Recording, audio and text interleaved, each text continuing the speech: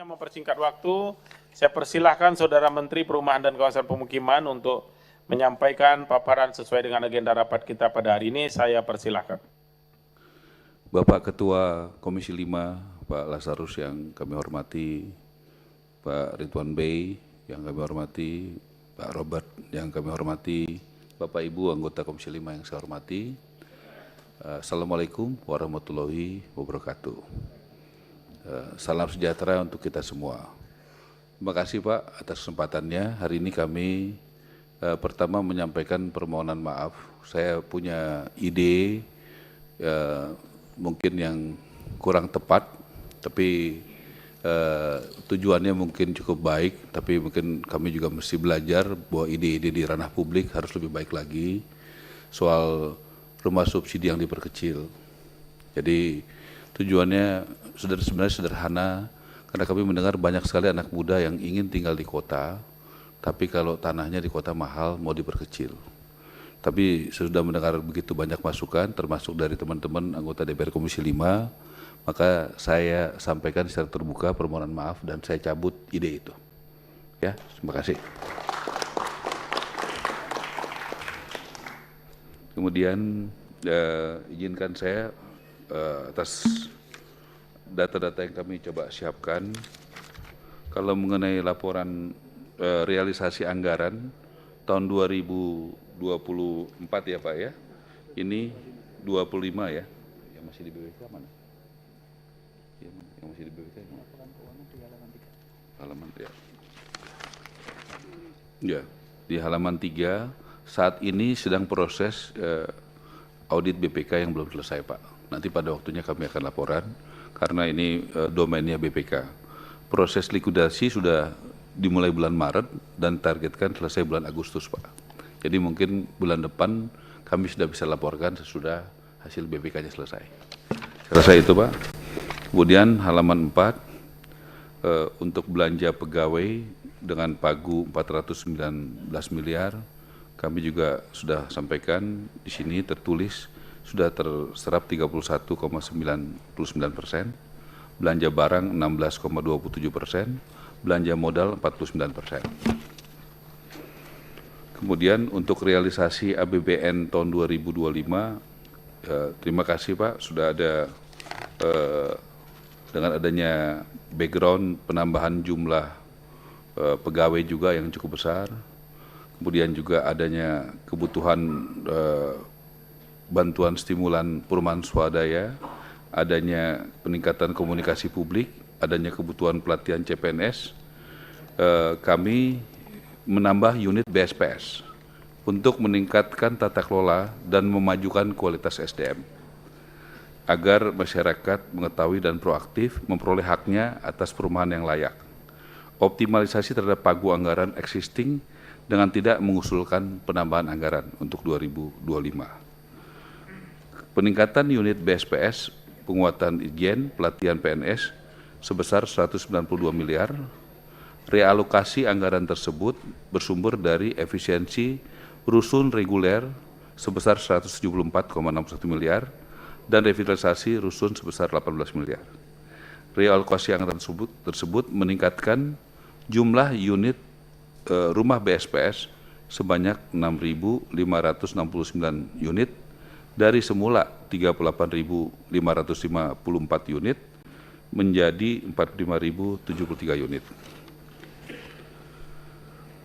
Kemudian postur anggaran sesudah realokasi, dukungan manajemen, ini sudah kami sampaikan Pak. Program juga ini kami sangat setuju, sependapat dengan teman-teman anggota DPR.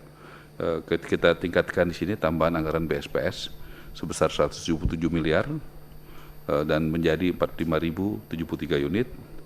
Kemudian pengurangan rusun dari reguler tahun 2025 174 miliar dan pengurangan revitalisasi rusun sebesar 18 miliar. Yang lainnya tetap Pak. Kemudian kami mohon diperkenankan untuk buka blokir anggaran DIPA tahun anggaran 2025 sebesar 1,8 triliun untuk pemanfaatan MYC rumah pembangunan rumah susun IKN sebesar 900 10,30 miliar, revitalisasi Wisma Kemayoran sebesar Wisma Atlet Kemayoran sebesar 86,83 miliar dan akan dimanfaatkan untuk penyelesaian pekerjaan di Wisma Atlet Kemayoran agar layak huni dan siap huni seperti Wisma Atlet Pademangan. Dan lanjutan pembangunan rusun DOB Papua sebesar 136,92 miliar. Tapi ini untuk yang Papua nanti kami mohon tanggal 21 atau 22 saya maaf lupa, kami akan bertemu dengan Kepala BIN untuk memastikan itu secara keamanan bisa dijalankan atau tidak. Kemudian anggaran untuk 2026 ini halaman 9, kami mengusulkan sebesar 49,854 triliun. Sehingga pagu indikatif diperlukan tambahan 48 triliun. Nah, nomor 2 ini kami mohon doa dan dukungan dari teman-teman Komisi 5. Kami mengusulkan dari usulan anggaran tersebut sebesar 45,55 triliun atau 91,37% diusulkan untuk anggaran bantuan stimulan perumahan swadaya dengan target 2 juta unit rumah di tahun 2026. Usulan anggaran di luar BSPS sebesar 4,3 triliun. Jadi di luar BSPS itu kita 4,3 triliun atau 8,63% dari usulan anggaran TA 2026. Atau mengalami kenaikan biaya sebesar 840 miliar atau 24,27% dari anggaran TA 2025 sebesar 3,46 triliun. Jumlah anggaran tersebut kami yakini dalam rangka mencapai target pembangunan dan renovasi 3 juta rumah. Ya, dan penanganan kawasan kumuh sebagai target dan prioritas rencana pembangunan jangka menengah nasional 2025-2029 dan rencana kerja pemerintah 2026. Melalui usulan anggaran, Kementerian PKP tersebut menghasilkan pembangunan sebesar 2.052.822 unit dan penanganan kawasan kumuh sebesar 225 unit, sehingga tetap diperlukan langkah-langkah kreatif untuk mencapai target pembangunan dan renovasi 3 juta rumah melalui pembiayaan rumah subsidi FLPP. Kami juga izin sampaikan, saya sudah sampaikan di dalam rapat kabinet terbuka, 2 hal yang paling penting dari kementerian kami, yaitu tahun 2026 kami usulkan kepada Bapak Presiden, Menteri Keuangan adalah BSPS-nya 2 juta, kemudian rumah subsidinya 500.000.